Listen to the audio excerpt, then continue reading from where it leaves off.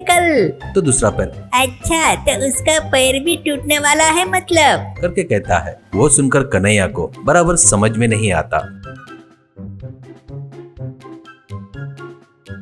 सुबह ही वो अपने घर पर अपना काम कर रहा था तो जमींदार अपने घोड़ा गाड़ी से उसके घर के आगे से जाते हुए दिखाई देते हैं। वो घोड़ा गाड़ी उस रोड पर मुड़ते ही घोड़ा गाड़ी का चक्का निकलकर गाड़ी पलट जाती है और जमींदार के पैर पर एक चक्का गिरने से उनका पैर टूट जाता है।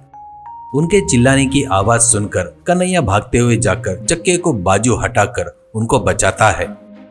उसके बाद कन्हैया यानी रात को खटिया के पैर ने जो बात किए थे वो यही था शायद, यानी होने वाली बात वो पहले ही बताते हैं। अब से ऐसी बातों को पहले ही जानकर लोगों की रक्षा करना होगा करके सोचता है।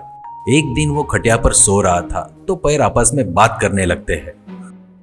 वो बातें कन्हैया उठकर सुन रहा था। एक पैर कल गांव के मुखिया की गाय कुएं में नहाने जा रही है, ऐसा सुना है मैंने। दूसरा पैर अरे अरे अरे, उस गाय को अब भगवान ही बचाएगा, ऐसा कहता है। अगले दिन कन्हैया जाकर गांव के मुखिया को मिलकर, बाबूजी आज तुम्हारे गाय को कहीं बाहर मत निकालो, उसके साथ दुर्घटना हो सकती है करके बताता है। मुखिया क्या रे, सुबह सुबह मजाक करने के लिए मैं ही मिला क्या रे तेरे को? भविष्यवाणी बता रहा है क्या? हमारा नौकर जब भी उसको चराने के लिए लेकर चला गया, उसको कुछ नहीं होगा, तू जाकर अपनी बड़ाई का काम कर ले, ऐसा कहता है। इससे कन्हैया बेचारा कुछ भी नहीं कर पाने से चुपचाप घर आ जाता है। कुछ देर बाद नौकर दौड़ते हुए मुखिया के पास आता है। बाबूजी अपनी गाय गलती से कुएं में गिरकर मर गई जी, ऐसा कहता है। ये सुनकर मुखिया चौंक जाता है। अरे उस कन्हैया ने बताया वैसा सुना होता तो अच्छा रहता था, बेवजह मेरी गाय की जान चली गई, अब से ऐसी गलती किसी के साथ नहीं होना चाहिए करके सोचता है।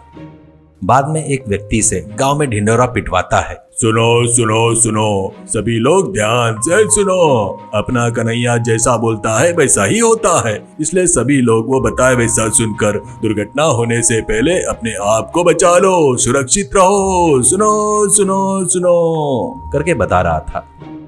ऐसे खटिया के पैर कुछ भी बात किए तो वो सुनकर उन लोगों को बताकर उनके साथ होने वाले दुर्घटना से बचा रहा था। एक दिन महाराज राम भोपाल जी को ये बात पता चलती है। वो तुरंत अपने सैनिकों को कन्हैया को बुलाकर लाओ करके आज्ञा देता है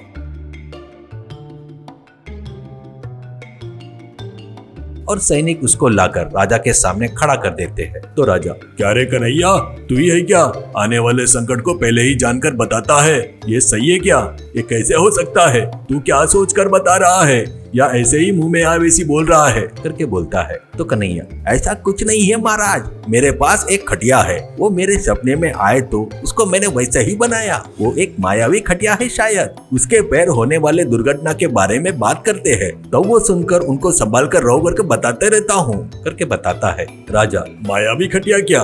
तो वैसी चीज तेरे जैसे सामान्य इंसान के पास रहने से अच्छा है मेरे जैसे राजा के पास रहना अच्छा है, उसकी मदद से मैं राज्य की देख रेख, पालन पोषण और अच्छे से कर सकता हूँ, क्या बोलता है तू? ऐसा कहता है। तो कन्हैया, आप ही सही कह रहे हो महाराज, पर वो खटिया कुछ भी सीधे सीधे अपने को समझ में आए वैसी बात नहीं बताती, वो बातें जैसे करती है वो सुनकर उसका अर्थ के बारे में सोचकर समझना चाहिए, वो मुझे बहुत अच्छे से आता है, इसलिए वो मेरे पास ही रखकर आपकी काम की बात रही तो आकर आपको बता दूंगा, ऐसा कहता है। वो सुनकर राजा राम भोपाल को बहुत गुस्सा आता है और राजा, इतना घमंड है क्या तुझे?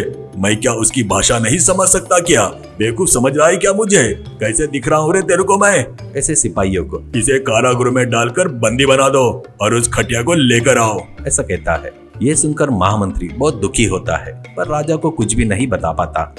ऐसे कन्हैया कारागृह की सजा काटने लगता है। सिपाही उस खटिया को लाकर राजा के राज मंदिर के शयन कक्ष में रखते हैं।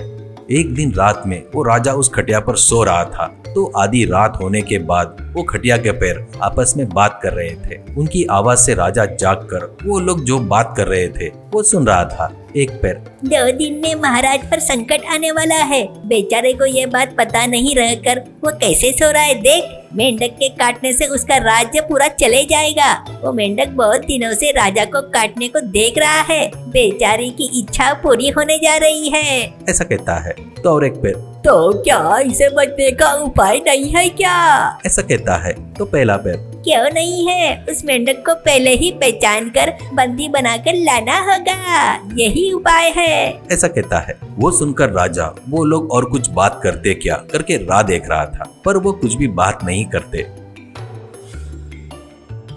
सुबह होते ही महामंत्री को बुलाकर जो सुना वो सब बताता है और मुझ पर संकट आएगा क्या और मेरा राजपाट चले जाएगा क्या? ये असंभव है, मैं महावीर हूँ और मेंढक से डरूं क्या? ऐसा कहता है। महामंत्री, महाराज क्यों ना हो, उस खटिया की बात का क्या मतलब है? उस कन्हैया से पूछकर बात किए तो अच्छा रहेगा, अगर आप आज्ञा दिए तो। ऐसा कहता है। राजा ठीक है बोलकर हाँ ठीक है करके इशारा करता है।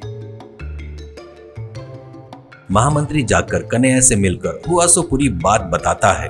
कन्हैया कुछ देर सोचकर, मेंढक बोले तो मंडूकम अपने देश के आजू बाजू नजदीक में मंडूकम नाम का देश है क्या? ऐसा पूछता है। मंत्री, हाँ, अपने देश के उत्तर दिशा के पहाड़ी के पास उस पार में मंडूकम करके राज्य है, वो अपना बहुत पहले से शत्रु देश है। ऐसा कहता है। कन्हैया, वो खटिया के बातों के पीछे का रहस्य मुझे अभी समझ में आ गया।